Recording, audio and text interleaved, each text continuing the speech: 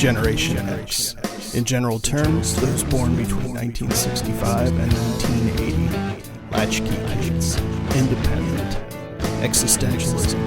Modern philosophy focusing on personal experience, human ability, and responsibility in an otherwise meaningless universe. We're the cause. This is the effect. We're the Gen Existentialists.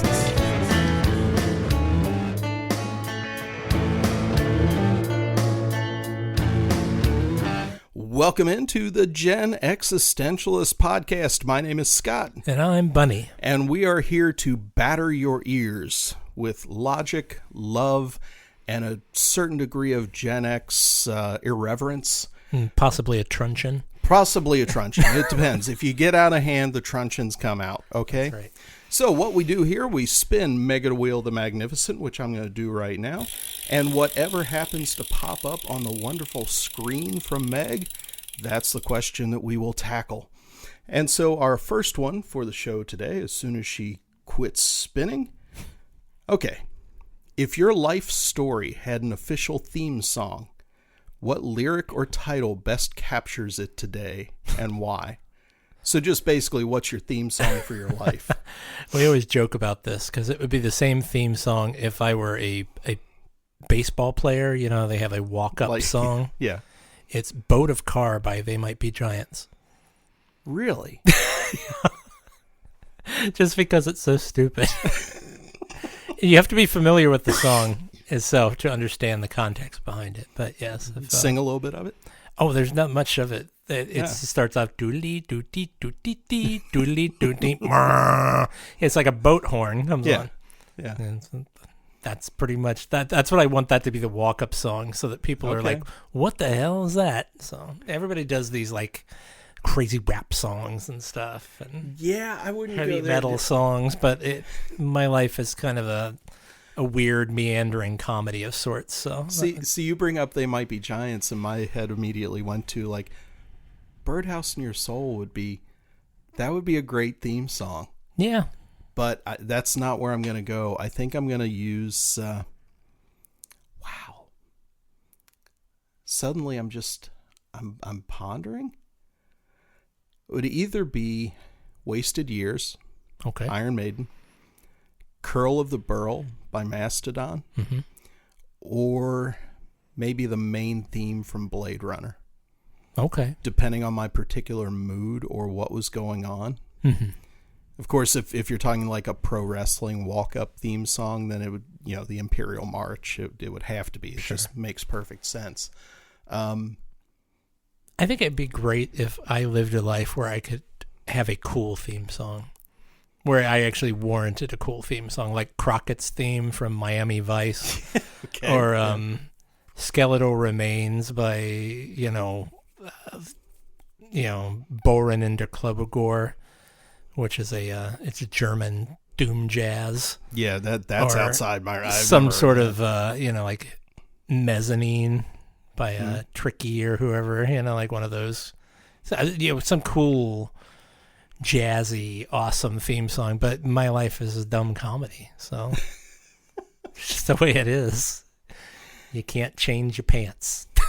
Yeah, but wouldn't it be great to like just like on your phone, just carry it with you, and every time you walk into a store, just have a theme song going?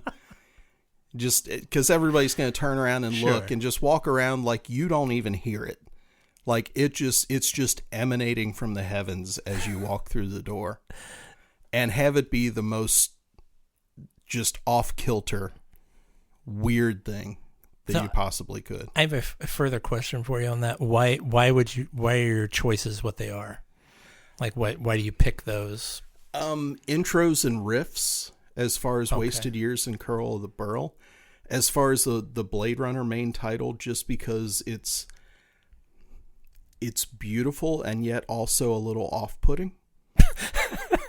And I love that. Like, I love a lot of... I'm beautiful, but off-putting.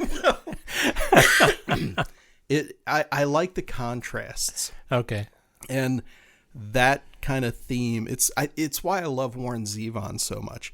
Happy, bouncy music, dark, weird, just odd lyrics sometimes. I love that kind of dichotomy between content and theme. So there's a lot of that going on there. Well, see, if we still lived in the time of bards and all that, you could just have Matt Stewart follow you around and play the beginning of Wasted of every Years Iron Maiden song. over and over again, because that's as far as it goes. Exactly. So we will give MegaWheel Magnificent another spin. And of course, MegaWheel has her own theme song. It's the clicks and whirs of the spinning wheel. Yeah. Because, of course, everybody knows Meg is actually digital. She is. Is Meg considered a form of AI? No. No? Okay. Oh my God, it's another D&D question. Oh, We've had a rash of them on. Let's skip that. You sure? We keep having these D&D questions on it, and I'm thinking of you guys, the listeners out there. If you're not D&D fans, it's like speaking a completely foreign language to you, and you just don't care. If you'd like to hear more D&D content, drop us a line and let us know. I'm always happy to talk nerd with you. I don't mind. My guess is that we have turned so many people on to D&D over the Well, I don't know about that, but I'd like to think that we're enablers of some kind. Yeah. So for those of you out there that are D&D fans, I'm sorry. It was Bunny's call to get rid of that question. Maybe in another episode in the future, but I feel like we've been getting a lot of D&D stuff. Okay. Meg's stuck in a rut. See, it's AI. She's heard us say D&D so often. She's given us all those questions. Man. You don't realize it. Meg is real. Meg is sentient. She's come to life. Okay, actual next question. Why are many people ignoring cybersecurity? What are your thoughts on this? Because they don't understand it. I mean, why do people ignore most things in life? Because they can't be bothered with it. Their brains are too full of other things, and they just don't understand the gravity of cybersecurity. So that would be my quick answer. Yeah, I think you're right. I would liken cybersecurity, not to keep doing this, bring it back to like occupational safety. Most people just don't understand the why. He likes safety. Well, I think there's a lot to be said for both. Why do people ignore things that are going to keep them secure or safe? Because they don't understand why. And they don't understand gravity equations like probability and severity.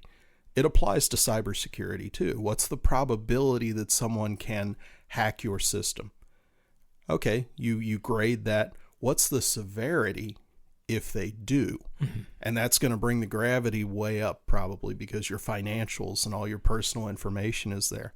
So there's really no logical reason to ignore cybersecurity. No. And yet everybody does. How many people out there do you know that use the same password or a variant of the same password for everything they do? Quite a bit. Yeah. Why? Because it's easy. Sure. Is it the right thing to do? No. Well, I mean, the reason people ignore safety, the same reason they ignore cybersecurity, is they think somebody else will do it for them. Yeah. That's somebody else's job, to protect me or to safeguard me or to keep me from harm. Yeah, surely to God, someone's looking out for me, right? Yeah, right? I hope so. Guys, where are you? Where's my safety brigade? Where's my cybersecurity brigade? Help! I've been compromised. Compromised. I'll compromise you.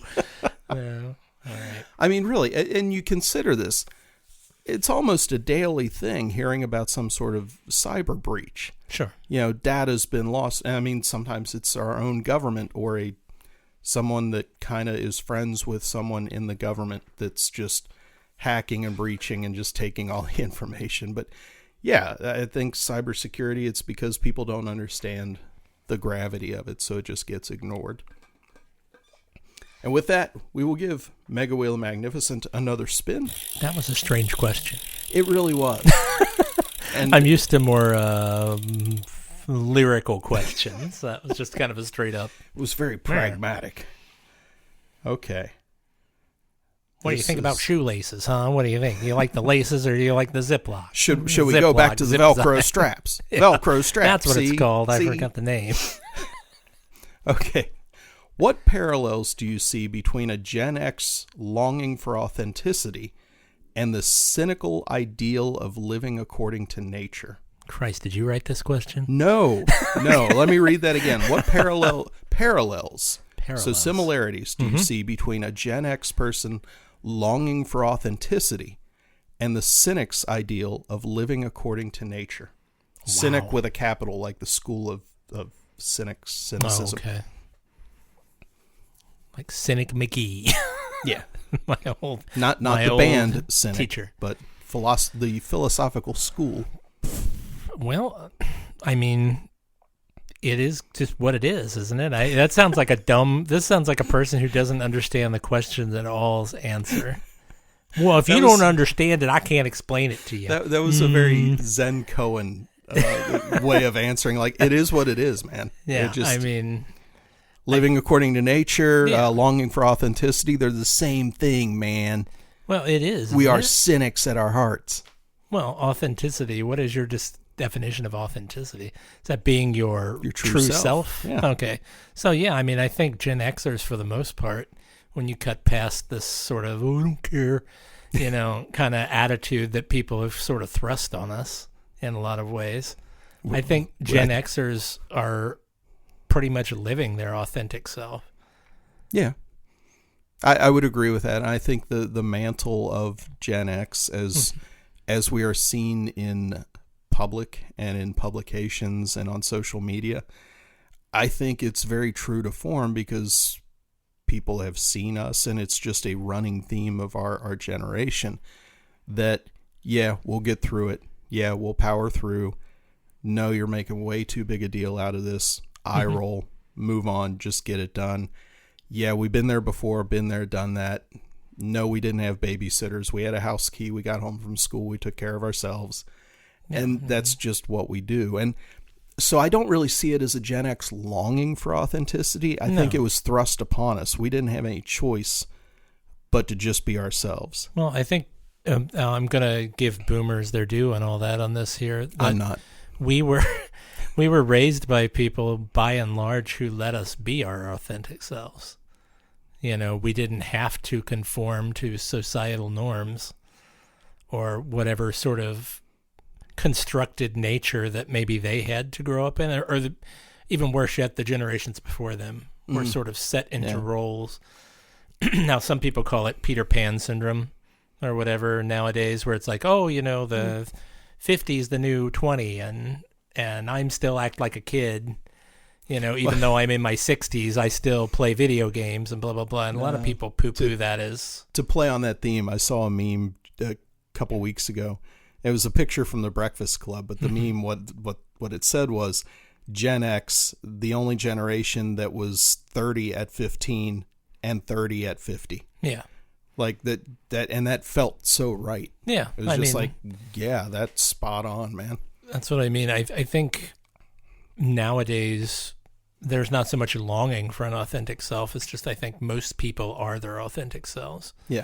You've got people in their 60s playing video games and still playing in bands and goofing off, still weightlifting and surfboarding and what have you. And that's something that you didn't really see in your grandparents' generation that much. No. Or even maybe your parents' generation that much. There's sort of a role that you fell into. Well, look at the Ropers. I'm going to go off on a weird tangent here. Norman Fell during his time in the Ropers, and Three's Company. Yeah, he was like 50. Yeah, and he looks like he was in his 60s or 70s. Absolutely, with old. The sweaters and just the way he acted. Now, I know part of that is, of course, character, but other part of it is, damn, he just looked old for his age. Yeah. I look at 50-year-olds now, like I look at my wife, and she doesn't look any older than maybe mid-30s. Yeah. And she's older than me. So, it's like, and that's the way it is for a lot of Gen Xers. And I think in general, we under. don't look our age. Yeah. Because I think we are kind of in tune with our authentic selves. Yeah. And I don't know, maybe you can speak on the cynic's job with nature or whatever. Maybe you're more the philosopher than I am on that, so maybe you can speak to that. The question is asking about parallels, and I think the parallels are very obvious.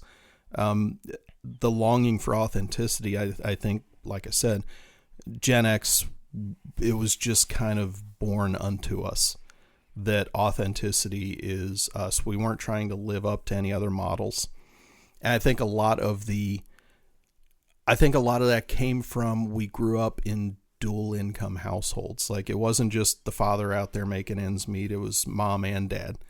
Everybody had a job. If you grew up in a single parent household, obviously that same kind of thing. Parents are out and we were left to our own devices a lot. And that's not a bad thing, because we did grow up fast. We knew about things from an earlier age, and we were allowed to be ourselves because we didn't have any other choice. There weren't so many expectations that were thrust upon us. And the idea of living according to nature is basically that. Instincts. A lot of what we've done is instinctual. I think it's why we are so adaptable, because we've seen such growth in technology and in literature and art. It also helps that we grew up in a time of relative peace too. Yeah. We didn't have wars thrust upon us the way that younger generations had Vietnam. Older generations had Vietnam. Younger generations had the Middle East conflicts. Yeah. We kind of got lucky, and we had a nice 20-year run there of not much going on in our sphere. Yeah. Coming out from a, United States. Yeah, Midwest United States perspective, of course. I'm not speaking to you people in Sarajevo and stuff, but. Yeah, and I think it made us ripe for knives to be stuck in, for the creation of divisiveness, because we didn't have the scars and the look about us. We didn't have the instinct to worry about predators as much, if that makes sense from like an internal perspective, because we did grow up in peaceful times for the most part. I mean, they made up boogeymen for us to worry about. Yeah. The communists, people trying to poison aspirins, and sure, people are going to kidnap you at the department store and cut your head off, and you're going to end up in a well and all this other stuff. I don't know, just goofy stuff like that. It was stranger danger and the vague threats of nuclear war, and Russia's going to bomb you, and we're going to bomb Russia and all that jazz. So it was a lot more boogeymen when we were growing up. We grew up with the fabrication of enemies, and we kind of had calluses toward that. You told me last week the communists were going to come get us, and now there's no communist nation except China. What are we supposed to do now? USA. Oh God. I am a real American. Oh man. Bringing out the Hulk Hogan. Where's Hulk Hogan when you need him? One of my I'm going to give MegaWheel another spin here, but one of my favorite things is on any of the pro wrestling forums, they'll put up these pictures of like 4 wrestlers. You have to eradicate one of these guys from wrestling forever. Which one is it? And inevitably, Hulk Hogan is one of those pictures, and my answer, no matter who else is pictured, is always Hulk Hogan, because I hate him. You put 4 wrestlers up, and one of them is Hogan, and one of them is the Honky Tonk Man, who I hate too. Oh, come on! I'm getting rid of Hogan.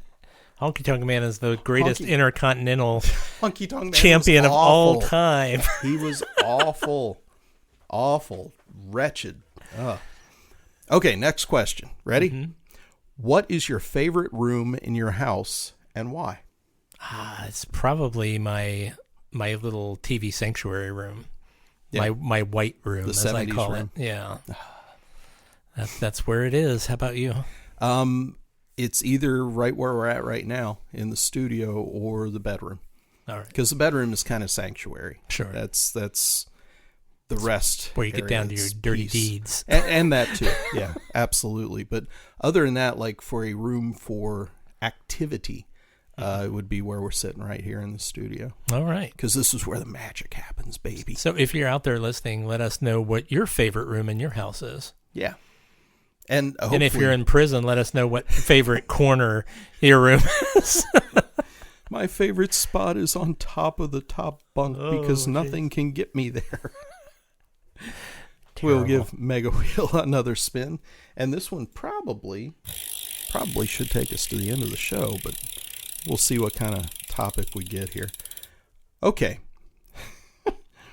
Were there any 80s music videos that stirred up controversy on MTV, and what did you think at the time? Was this a child writing this? Yeah, that's never I seen don't know. MTV? So let's shift that a little bit. Grandpa, 80s, what was it like when you were in the 80s and you were old? 80s music videos, did you find any of them controversial? Not really. Did you have any that you really liked? Oh, man, of course. Okay. I mean, Wild Boys by Duran Duran. Oh, yeah. Most of the Duran Duran. Any Duran Duran video. Yeah, the Union of the Snake. Rio was Like interesting. Yeah, I don't know. Rio was more on the boat. It didn't really do much for me. I'm coming at it from like the softcore porn perspective. You know? Of course.